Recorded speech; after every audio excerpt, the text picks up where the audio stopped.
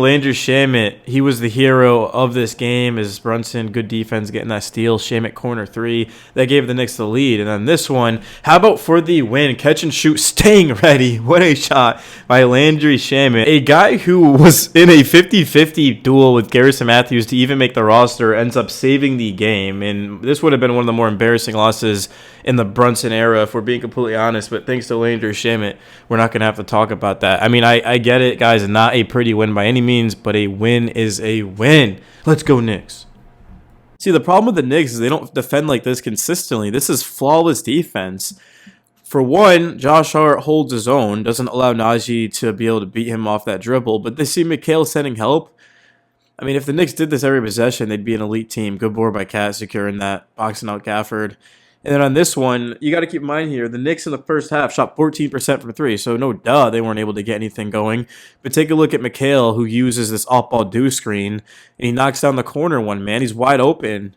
McHale got into a good rhythm in that first half, man. It's good to see him knock this one down. But, like, why are the Knicks not doing this every single possession, man? They're making it way too close for comfort. Like, this literally was a nail-biter. Take a look at Jalen Brunson. Third quarter, man, got absolutely hot with a tough finish over Derek Lively, one of the premier shot blockers in the league. Dribble handoff, good screen by Cat. Speaking of the devil, pull-up shot. Jalen Brunson has become one of the more dominant one-on-one players in the league, and this is exactly why. A little hesitation, it gets to a spot. It goes up and knocks it down, man. Jalen Brunson going off and then finishing with a reverse over the outstretched arms of P.J. Washington. This is one of those games where they needed Brunson to go off and to have a dominant performance. Kind of crazy that it had to come against the Mavs without basically all of their starters. But hey, man, win's a win. Doesn't matter if it's by an inch or a mile. Winning is winning, Dominic Toretto once said. And take a look at this reverse finish with the right hand. So take a look at this play, guys. It's a high on ball screen by Cat. Yabusele is going to end up working his way around.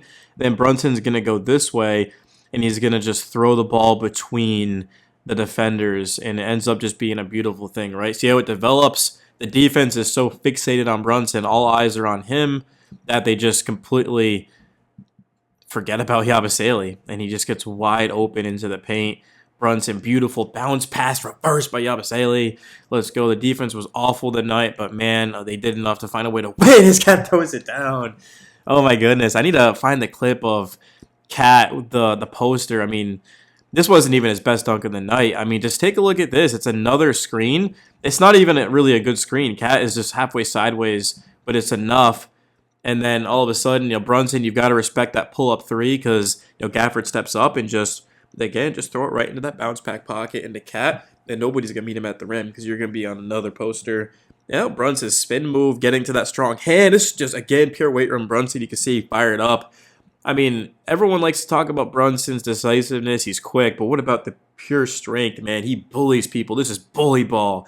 I want it more than you. Fight through that contact and one. Man, did it feel good to have Jalen Brunson back. The captain, he got hot at the end of this first quarter as he pulls up over Max Christie. Off of an offensive rebound, Deuce extra pass. Brunson steps into it and knocks down another one back to back. Take a look at that's weight room right there. And one would miss a free throw, but this is just pure weight room right here. Jalen Brunson going downhill, fighting through this contact, and then rising up through it and getting that shooter's touch. The Knicks have 2 timeouts, so what they did is they put Mitch out there in case there was a miss, and then they called that timeout, and they took him out. Anytime Mitch is forced to shoot a free throw, the Knicks are in for a very rude awakening. As much as I love Mitch, clearly he just cannot shoot a free throw. He's like Shaquille O'Neal to this point, and late in games, he's unplayable. So good decision by Brown to call that timeout to get him out of the game, and to this point, it came down to a free throw shooting contest, and the Knicks prevailed with a win. Am I happy about this win? Absolutely not. But, man, if I had stayed up until 12:30 a.m. to watch the Knicks lose to a Kyrie AD flagless Mavs, I would have been very, very pissed off. But I'll take it, man. First road win of the season at 1-4. A lot of work to do, but I'm sick. I'm going to sleep, guys. Thank you so much. Hit that like button or don't. I don't give a Peace. Just pure sloppiness. I don't understand why the Knicks are putting so much emphasis on protecting the rim. I get you don't want to give up the easy ones, but you got to trust your defenders to be able to get a stop, because if you overcommit, now all of a sudden the defense is out of position or you're giving up an open three, and you just can't play basketball like that. And without OG, you can't exactly just switch everything. You could put Deuce out there, who's our best point of attack defender. McHale's also good. but it hasn't been getting it done. Like the Knicks have been out hustled, outworked, and I think they came into this game against the Mavericks expecting it to be an easy one, and they fought. And Jason Kidd's one of the better coaches in basketball. He's a Hall of Famer for a reason. Definitely an ugly performance by the Knicks, but at the end of the day, I mean, I'm not gonna say I don't care about a game even if they win, because of course they've got to be better. But Mike Brown, he's a new coach, of course. Tibbs have been here for years, and I didn't expect them to get off to the fastest start. But I mean, man, when it just comes down to the reason you're not playing well for effort, then that's when it kind of becomes a problem. The Knicks just didn't want it as much as they should have. I don't understand why. I mean, this team should be hungry for a championship, and you gotta put in the effort over the course of an 82 game season, because it matters, right? Seeding, chemistry, continuity, camaraderie. I definitely am not looking forward to rewatching the game tomorrow by any means. I will go and do that, but when you watch the game one time around, I mean, sometimes it's kind of enough.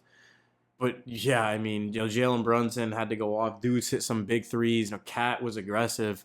I just need to see this from a consistent basis. Jalen Brunson should not have to come back off an injury, high ankle sprain, and have to, score 40 to even beat the Mavs on the road. And the Knicks, they hadn't even won a game on the road this season, now I think about it. So, for some reason, they only play well at home, which is kind of crazy. The defense just has to be better, though, guys. There's going to be nights where the Knicks, their shot isn't falling like it was, of course, in that first half. But you have to be able to just fight your way through it and win games defensively. The Knicks are getting beat off the dribble. They gave up back-to-back and ones in that first half against Gafford. And it just set them into a half where it kind of felt like whoever made more shots was going to win. Turnovers were definitely an issue on both sides. The Knicks did force turnovers, which honestly was the reason why they were even leading going into halftime. There were some missed calls. No question about it. But you really have to just look at these games and tell yourself, are the Knicks competing as hard as they can? And to me, the answer is no. And obviously, missing your best defender in OG Anunoby, probably a top 5 defender in all of basketball, certainly doesn't help that. Mitchell Robinson is on a limit minute because they need him healthy for the playoffs. So there's things that the Knicks can't really control. But it's just effort. Like, the effort hasn't been there, and it needs to be better. And I'm sure that very soon the Knicks are going to get on a run here, and they're going to play top 3 type of defense. We've seen it time and time again. But right now, it just seems like a good time to get that defense going. And it really is going to start with the leaders of this team. Jalen Brunson, Karl-Anthony Towns have to set the tone early, especially, again, without, OG Anunoby. And I just was not thrilled with the defense. I haven't been thrilled with the defense all season, because the Knicks, they give up a lot of threes, and that's cost them a ton of games this season. If they just limit threes, like they'd have one of the best records in the league, but they just can't seem to do that. Like, the Heat were on fire in both of those games. They're lucky they won the first game. The second game was a little bit too much over to come. And coming out of the second half, what happens? Hardy scores a bucket, right? Like, it's just unacceptable, man. It cannot happen. And a Nick turnover. Like,